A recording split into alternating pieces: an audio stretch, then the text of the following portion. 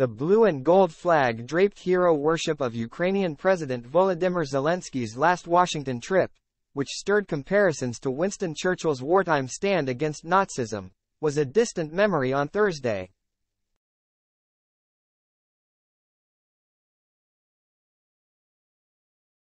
Nine months later, Zelensky was back in town and he and his hosts learned some jarring lessons about one another at a moment when a path to ultimate victory in the war against Russia seems increasingly distant.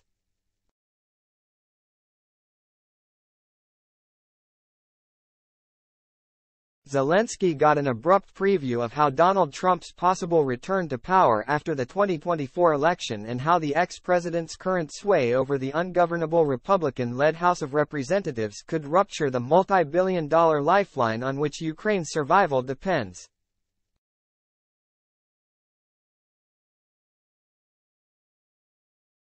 And far from clearing a new $24 billion administration request to sustain Ukraine's war effort, the chaotic House failed again Thursday to even fund the defense of the United States, as a new attempt to pass a military appropriations bill foundered against hard-right opposition.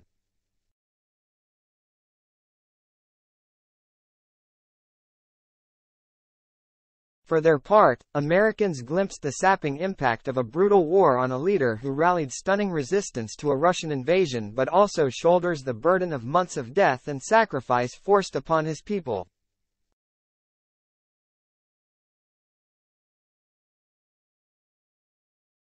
At times, the comic actor turned wartime hero looked exhausted and unsmiling. In a CNN interview, he confessed the personal strain of his furtive life as Russia's top target.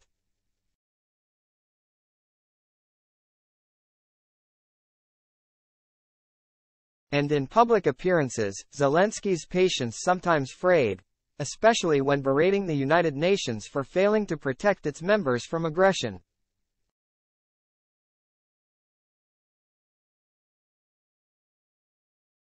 In a U.S. capital that has undergone an ideological shift since he was last here just before Christmas 2022, it now takes more than quoting President Franklin Roosevelt and drawing allusions to 9/11, to woo lawmakers.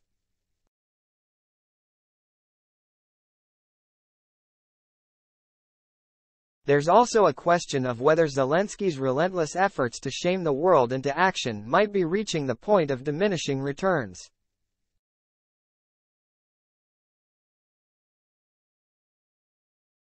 The pugnacious president might think so too, judging by his multiple and poignant expressions of gratitude for previous help, as polls show more Americans are skeptical of aid to Ukraine.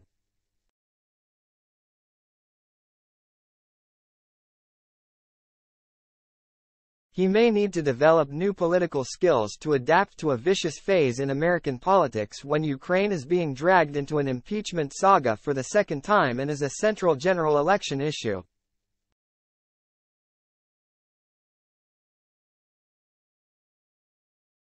Zelensky's trip to the United States, whose democracy, while battered, is still a bulwark of free political systems around the world, was a mirror image of another journey made by Russian President Vladimir Putin last week to restock his own arsenal in a meeting with North Korean tyrant Kim Jong-un in Russia's Far East.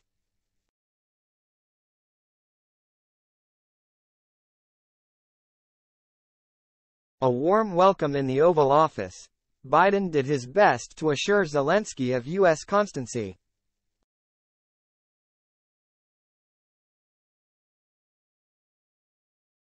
Mr. President, the brave people in Ukraine, and that's not hyperbole, the people of Ukraine have shown an enormous bravery, Biden told Zelensky in the Oval Office.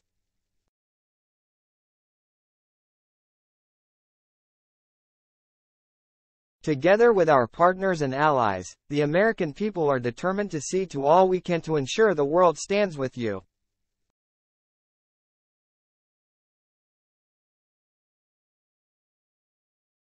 Zelensky profusely thanked Biden for America's support to combat Russian terrorism.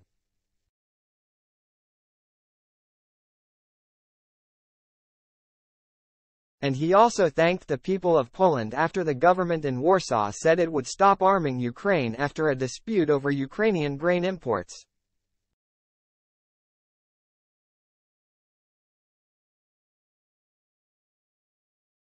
Analysts in the US and Ukraine said the move was bound up in political tensions ahead of Poland's approaching election, and probably didn't augur a long-term rupture between the allies.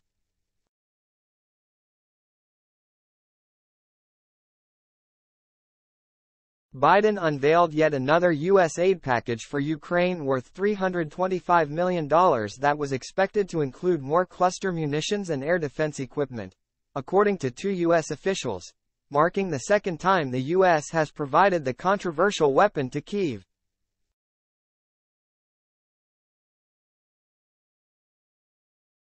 But there was also disappointment for Ukraine as National Security Advisor Jake Sullivan said that the U.S. will not be providing long-range Army tactical missile systems, ATACMS, at least for now.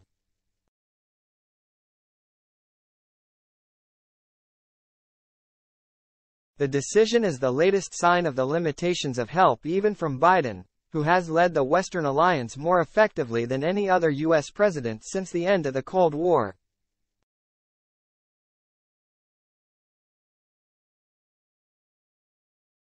The president has constantly sought to balance U.S. weapons offers against his underlying aim of avoiding a clash between NATO and nuclear superpower Russia, sparking a wider war.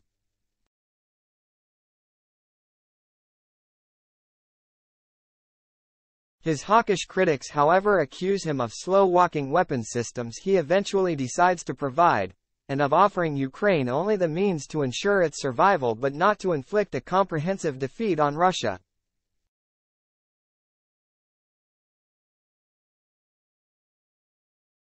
Zelensky can return to Kyiv, which endured a fearsome Russian barrage overnight timed to coincide with his U.S. visit, reassured that there is, at least for now, majority support in Congress for Ukraine's resistance.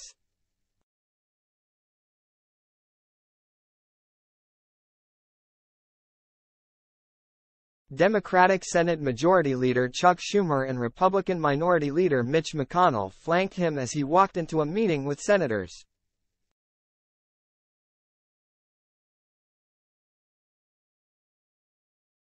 The bipartisan meeting included an update on the war and Zelensky's efforts to fight corruption, one reason some Capitol Hill skeptics cite for cooling on massive aid grants.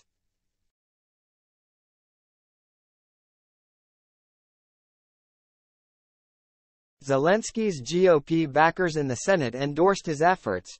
"We do know that Ukraine had problems with corruption, but we're also seeing Parliament is taking that seriously," North Carolina Sen.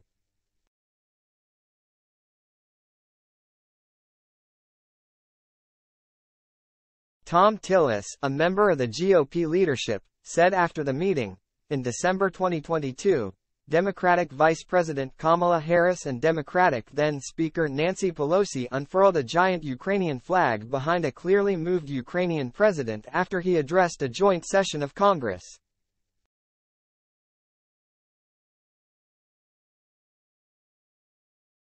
On Friday, Republican House Speaker Kevin McCarthy, however, failed even to emulate his Senate colleague McConnell by appearing publicly with Zelensky, though he did have his picture taken with him in a closed-door meeting, and Zelensky later told a small group of U.S. editors, including from CNN, that McCarthy said that they will be on our side, it's not simple, that they will support.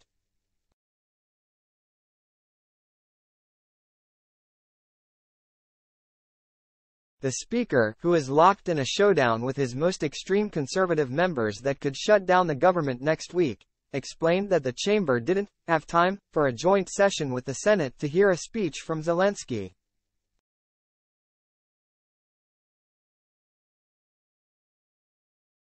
And he refused to commit to holding a vote on the $24 billion package for Ukraine and complained that Biden should be more concerned over immigration on the southern border.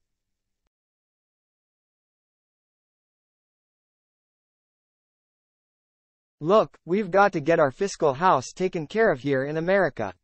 I'm more than willing to look at that.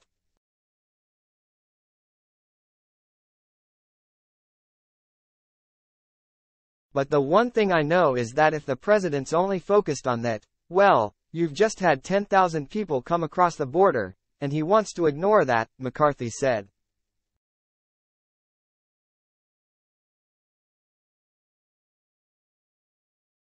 I think there are priorities here. Republican hostility on Ukraine aid. McCarthy leads a conference that includes many pro-Trump members who are mirroring the ex-president's hostility to sending more aid to Ukraine.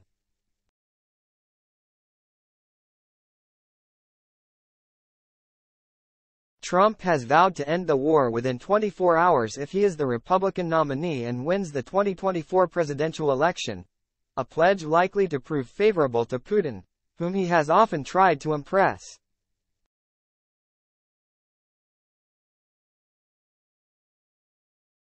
Support for Ukraine has also drawn a fault line across the 2024 GOP primary race. Former U.S. Ambassador to the UN Nikki Haley, for example, pushed back against criticism of support for Ukraine made in a campaign event in New Hampshire.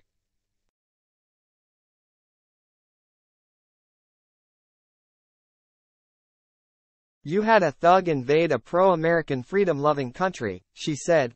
But Vivek Ramaswamy, a rising Republican candidate more in tune with the populist nationalism that pulses through the modern GOP, said he wouldn't mince words with Zelensky and said he'd rebuke him on corruption, limits on free speech and religious freedom.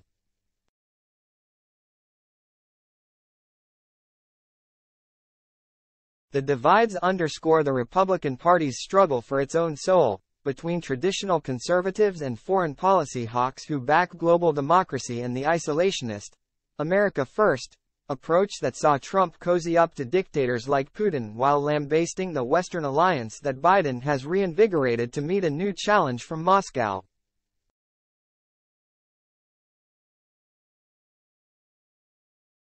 There is also personal antipathy from some Trump acolytes to Zelensky, who was on the other end of the line in the phone call that led to Trump's first impeachment over an attempt to coerce his government to investigate Biden.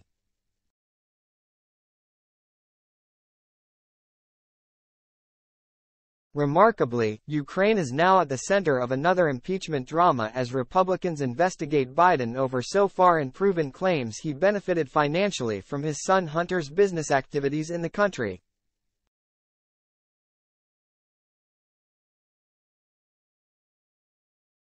Pro-Trump senators also rejected Zelensky's pleas. Ohio Senator J.D. Vance skipped the all-Senate meeting with Zelensky, and then used his characteristic olive green military garb as a punchline in a debate over Schumer's decision not to enforce formal dress conventions.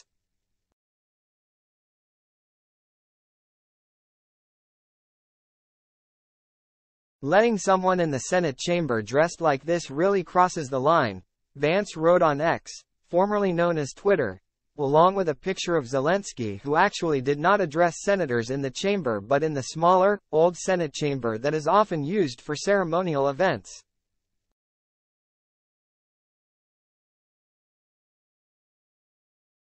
Another senator from the pro-Trump wing of the GOP, Missouri Senator Josh Hawley, described Zelensky as grateful and respectful.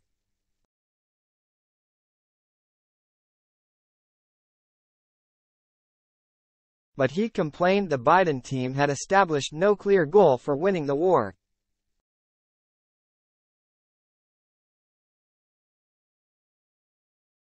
"They don't know. They just want more money indefinitely," Hawley said. His comment underscores a sentiment often echoed by Republican voters that the U.S. has thrown itself into an open-ended conflict, even if its troops are not involved.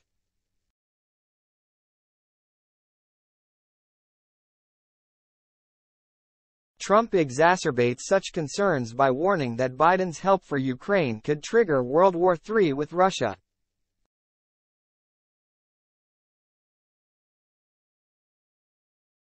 Skepticism about the administration's policy has also been fueled by the failure of Ukraine's long-awaited counter-offensive to break the back of Russia's invasion through territory that has been heavily mined.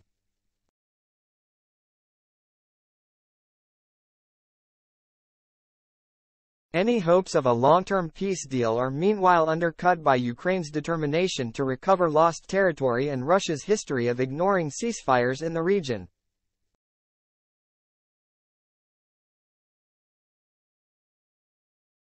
Putin also has incentives for keeping the war going. it is critical to his prestige and desire to recreate a greater Russia sphere of influence.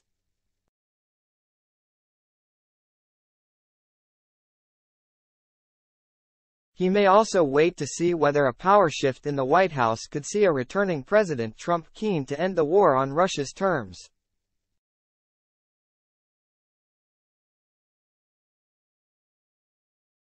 That all means Biden's assurances to stick with Zelensky for as long as it takes may not be as ironclad as they once seemed.